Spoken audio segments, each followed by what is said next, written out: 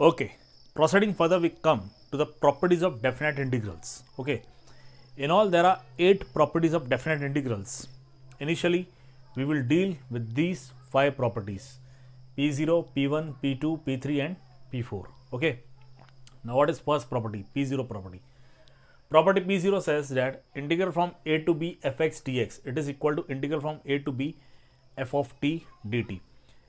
This property indicates that if the limits are same, means integral from a to b, integral from a to b, if the function is same, then the value of definite integral is free from variable. It does not depends on variable. It is independent of the variable. Okay, only the thing is that the variable is having the same limits. Lower limit should be same, upper limit should be same, and function it should be same. Then it is free from it is independent from the variable. The value is independent from the variable. In definite integral, you doesn't get the answer in terms of variable. You doesn't get the answer in terms of variable. Now see, quite easy to understand this. Okay, suppose you are having integral fx dx, it is equal to gx. Okay, suppose integral fx dx is gx. Okay, now integral from a to b fx dx, it will be gx from a to b, and this leads to g of b minus g of a. Okay, so what is integral from a to b fx dx? It is g of b minus g of a. Okay, now what will be integral ft dt? Obviously, here function is f, same, variable t, but we are integrating with respect to t. Here it was variable x, we were integrating with respect to x. Here it is variable t, we are integrating with respect to t. So what we get? G of t. The best example you can consider is, suppose you are having cos of x. Integral of cos of x with respect to variable x is sin x. In the same way, integral of cos of t with respect to variable t, it will be sin t. Okay, so this and this will be same. Only the thing is, here variable is x, but we are integrating with respect to x. Here the variable is t, and we are integrating with respect to t. Now if we take the same limits a to b f of t dt, we will find we are getting g of t within limits a to b. Okay, and this gives you g of b minus g of a. Now see this and see this. Okay, suppose this is equation 1 and this is equation 2. From 1 and 2, clearly integral from a to b fx dx, it is equal to integral from a to b f of t dt. Okay, clearly integral from a to b fx dx, it is equal to integral from a to b f of t dt. Okay, clear? So this clearly indicates that the value of definite integrals does not depends on the variable. The value of definite integral does not depends on the variable. Okay, please note it down.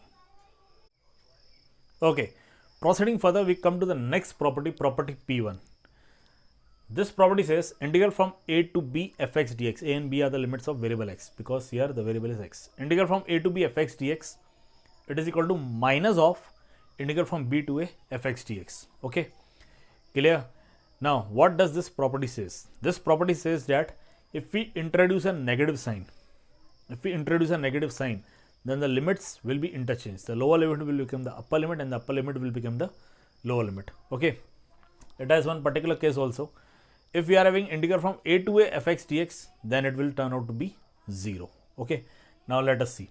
Suppose we are having same integral from integral fx dx, it is equal to gx. If we find integral from a to b fx dx, then this turns out to be g of x within limits a to b, and this gives you g of b minus g of a. Okay, now find integral from b to a fx dx. If you find integral from b to a fx dx, this gives you gx, because integral of x is gx. Gx within limits b to a. Now here the upper limit is a, so you get g of a minus g of b. If you take minus n common, in the bracket you get g of b minus g of a. We have taken minus n common from here. Okay, and this gives you minus integral from a to b fx dx. So integral from b to a fx dx, integral from b to a fx dx, this turns out to be minus integral from a to b fx dx. Integral from b to a, this gives you gx within limit b to a. This gives you g of a minus g of b. Take minus in common. Once you take minus in common, this g of b, which is negative, turns out to be positive. This g of a, which is positive, it turns out to be negative. You get g of b minus g of a. And g of b minus g of a, it is integral from a to b fx dx. So you get this. Okay. That is, we can write the same in this way. That is integral from a to b fx dx. This is equal to minus integral from b to a fx dx.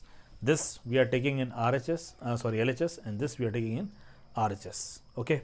Now, if we consider this integral from a to a fx dx, then this will give you gx within limit a to a. This gives you g of a minus g of a, and this is nothing but 0. This is nothing but 0. A special case of this property. Okay. Property is very, very, very easy. Please note it down. Okay, proceeding further, we come to the next property, property P2. This property indicates integral from a to b fx dx. It is equal to integral from a to c, some number c, fx dx plus integral from c to b fx dx. Okay, try to understand this property like this. Delhi to Bangalore. Okay. Delhi to Mumbai, Mumbai to Bangalore. Okay, you can try to understand this property by this way. Okay, clear? Or if you want better, then Amritsar to Bangalore, Amritsar to Chandigarh, Chandigarh to Bangalore. Okay, by this way you can understand this property, where c is any number. Okay, let's see the proof. Suppose integral fx dx, it is equal to gx. Then integral from a to b fx dx, it will be gx from a to b. That gives you g of b minus g of a. This is our equation 1. Now we find this integral from a to c fx dx. This will be g of x within limits a to c, and this gives you g of c minus g of a. Okay, integral from a to b, a to c fx dx. This is equation 2nd. Integral from c to b fx dx. This is equal to gx from c to b, and this gives you g of b minus g of c. Equation 3. Add 2 and 3. Add 2 and 3. Okay, when you add 2 and 3, you get integral from a to c fx dx plus integral from c to b fx dx. This leads to integral from a to c fx dx gives you g of c minus g of a plus g of b minus g of a. Okay, and this gives you g of c positive, g of c negative get cancelled. Here it is g of c.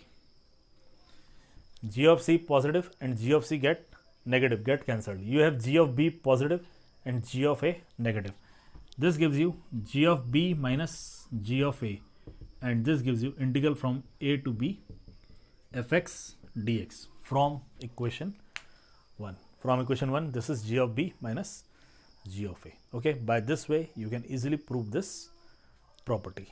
Okay, it's a very, very easy property. Please note it down.